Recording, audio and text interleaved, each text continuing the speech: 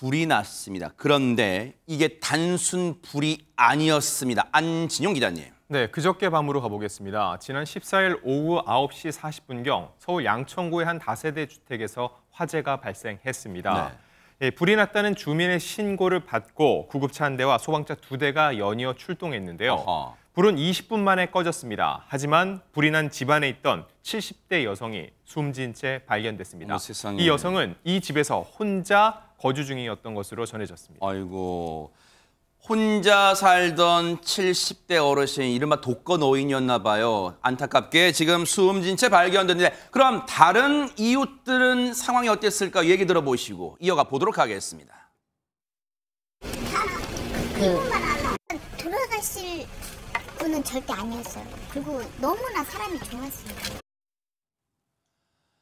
다행히 다른 이웃들은 대피를 했나 본데, 근데 전현희 평론가님, 지금 이웃분들 얘기가 이 돌아가실 분이 아니었다? 그럼 왜 그분은, 다른 분은 다 대피했는데 그분이 오시고 거동이 불편하시나요? 왜 대피를 못했을까요? 그러니까 이 부분이 정말 이상한 겁니다. 3층짜리 다세대 주택의 2층에서 불이 났고 어허. 2층에 거주하던 70대 여성이 사망을 했는데 지금 다른 이웃들 말처럼 거의 다 대피를 했다라는 겁니다. 네. 그러면 혹시나 이분이 뭐 극단적 선택을 했거나 아니면 너무 뭐 지병이 이런 게 심해서 못 움직였냐라고 의심할 수가 있는데 네. 이웃들의 얘기를 들어보면 뭐 상추 같은 것도 나눠주고 삶의 의지가 강한 분이었고 그래요? 딱히 그렇게 볼만한 상황은 없는 것으로 현재까지는 전해집니다. 어허. 중요한 것은요.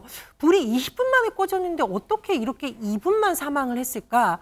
그래서 경찰과 소방당국이 조사를 벌였는데 굉장히 수상한 정황이 포착됐다라고 합니다. 뭘까요? 이 불의 원인이 자연발화가 아닌 방화, 누군가 일부러 불을 저지른 것 같다는 1차 소견이 나왔습니다. 아니, 자연발화가 아닌 방화 정황이 있다면 그렇다면 하정은 평론가 이건 완전히 사안 자체가 180도 달라지는 거 아니에요? 방화의 정황뿐만 아니라 네. 타살의 정황까지 나온 거예요. 어머. 이 70대 여성의 몸에서 상처가 발견이 됐습니다. 세상에. 그리고 흉기로 보이는 물건이 불에 탄 채 발견이 된 거예요. 어머. 그러니까 이거는 살인사건 의혹이 지금 제기가 된 것이고 네. 그러다 보니까 경찰이 지금 이와 관련해서 수사에 나선 상황입니다. 아니 그러면 주변 상황을 종합해보면 그 현장은 무엇을 말해주고 있다고 봐야 될까요? 장유민 변호사님. 용의자가 있다라고 봐야 되겠죠. 아하. 현재 경찰은 그 화재 이후에 인근 CCTV를 다 들여다봤다라고 합니다. 아하. 그래서 이 불이 난 시점 전후로 수상한 행적을 보이는 30대 남성 한 명을 딱 특정해냈는데요. 그래요? 지금 추적 중입니다. 아직 못 잡았어요? 네, 잡지는 못한 상태인데 이 남성에 대해서 일단 흉기로 추정되는 물건이 현장에서 발견됐기 때문에 국가수의 DNA, 지문 감식 의뢰한 상태고요. 당연하지만 과학수사대가 현장에서 여러 가지 감식을 진행하기도 했습니다. 현재 경찰은 이런 근거를 토대로 해당 용의자를 추적하고 있습니다. 물론 더 자세한 것은 저 용의자를 검거해서 추궁을 해봐야 알겠지만 지금까지의 정황으로 보면 어떤 일이 있었다고 추정해 볼 수 있을까요? 백성원 변호사님. 일단은 현재 이 범행 과정을 추정을 한다면 이 30대 남성 현재는 용의자입니다.